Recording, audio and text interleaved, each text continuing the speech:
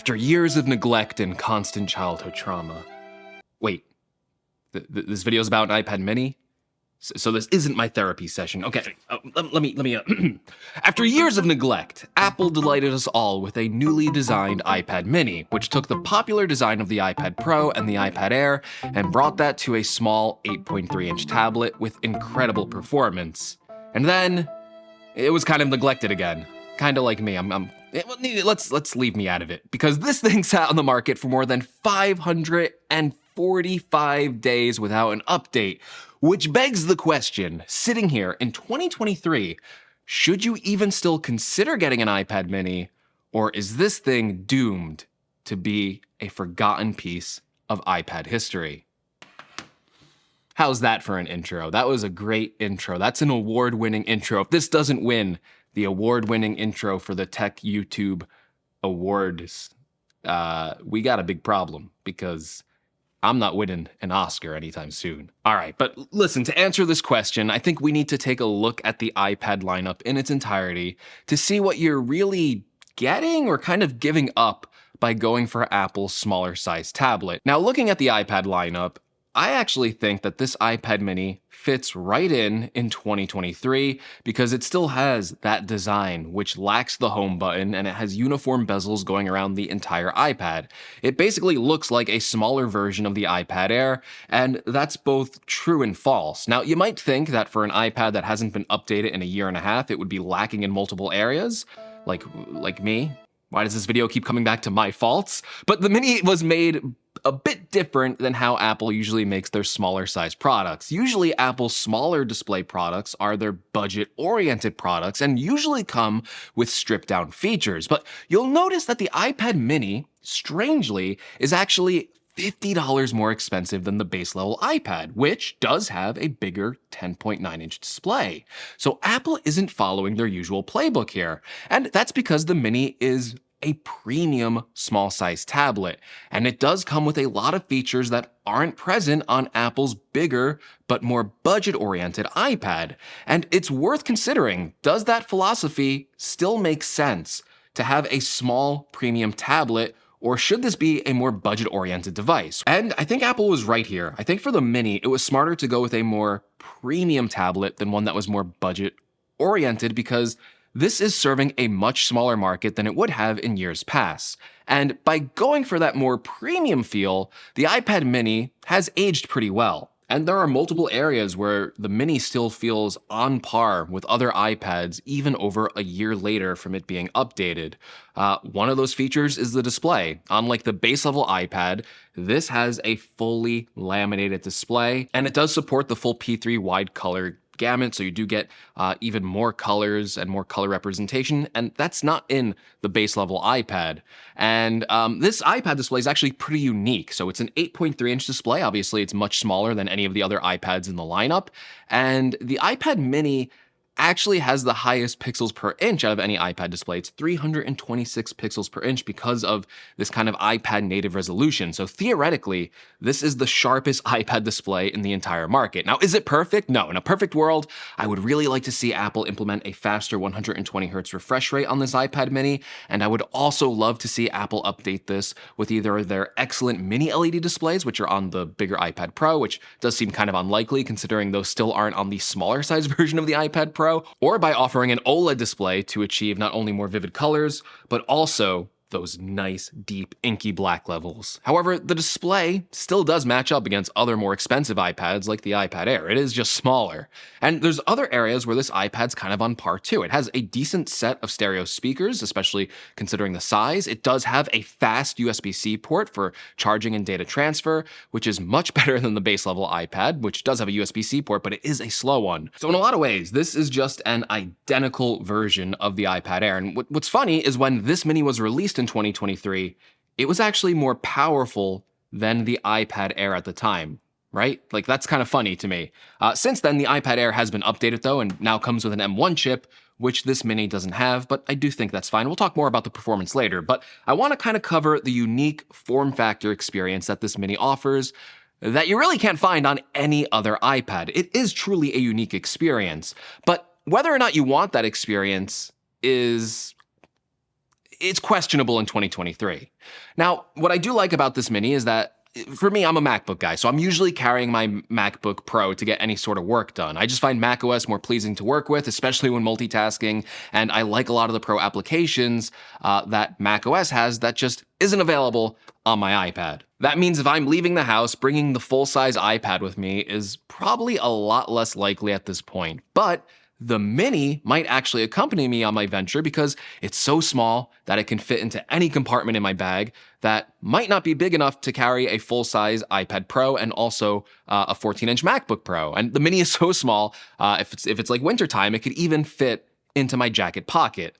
I've also recently started using Apple Smart Folio with my Mini, so it's just that much easier to toss around, and I really do like that kind of like book-like experience. I also think the Mini just lends itself to be a better tablet experience because it leaves behind so many of the expectations that we now have with these more expensive and bigger iPad Pros. So while you might be frustrated about experiences like Stage Manager on Apple's iPad Pro, you won't really feel or really need better multitasking on the Mini small display, and the current limitations of that multitasking system feel perfectly built and tailor-made for the smaller 8.3-inch display. Another important distinction is there is no smart connector on the back. Yeah, Apple does not want you to use a keyboard with this, and that means the Mini is in the truest form of the iPad. It is a tablet, it's always ready to be picked up and used for quick bursts, which is the way that I used to use my tablet, or I guess my iPad,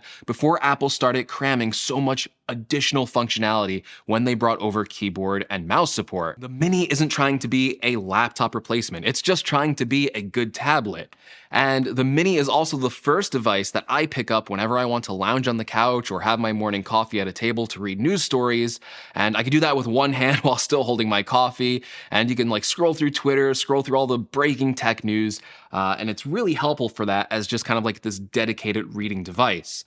The form factor also really lends itself well to just reading in general, right? Like if I open up the Kindle app on this, it's a much better reading experience than the bigger 12.9-inch iPad, which kind of just feels too big and too awkward to use, especially when you're mobile. And even though the 8.3-inch display might not be the best way to watch YouTube videos, the iPad Mini feels kind of forward-thinking with vertical videos like on TikTok or YouTube Shorts. Like scrolling on the iPad Mini with one hand with the bigger display than what your phone can offer is just actually a really compelling way to watch vertical video. Now, because of the smaller display, it really can't give you that good laptop-like experience. But strangely enough, this is still an extremely capable device. Apple really future-proofed this thing, I think almost unintentionally, by putting an A15 chip in this device. Because if you're keeping up with the Apple chip device tracking, which everyone does, right? Everyone keeps up with the latest chips from Apple. Well, if you know your Apple chips, you know that the modern day iPhone 14, one of like the flagship iPhones, not the Pro, but the regular 14, still uses the same chip architecture from the A15 chip. It has an A15 chip inside of it, and this iPad Mini, despite being released, when like the original iPhone 13s were around, like that time period, this still has the same chip as a modern day iPhone. And that is a very, very good thing, because even though you might think, okay, like this thing's so small, how could it possibly be capable? How can it possibly be good for higher end applications? It is. This thing is great at handling pro-level applications on the iPad. Like you pair this together with the second generation Apple Pencil, and you can do a lot with this device, whether that's having a more precise input method for editing photos or videos, writing notes, sketching out ideas with Apple's new Markdown app, or even using the Mini as a full-blown drawing tablet. It's like it can actually be done. Like it might not be the best experience because it is a small display, but it is capable of doing that. So it is kind of fun to carry around as like this ultimate little digital sketchbook. But I don't want to belabor the point. Like, is this iPad Mini going to give you that laptop alternative experience where you can connect this to like a full-size keyboard and replace your existing laptop? No. It just isn't built for that, which means that it really isn't a great choice for users that want more of a dedicated device. The Mini is, in a lot of ways, the true original vision of the iPad. You don't expect it to replace your phone. You don't expect it to replace your laptop.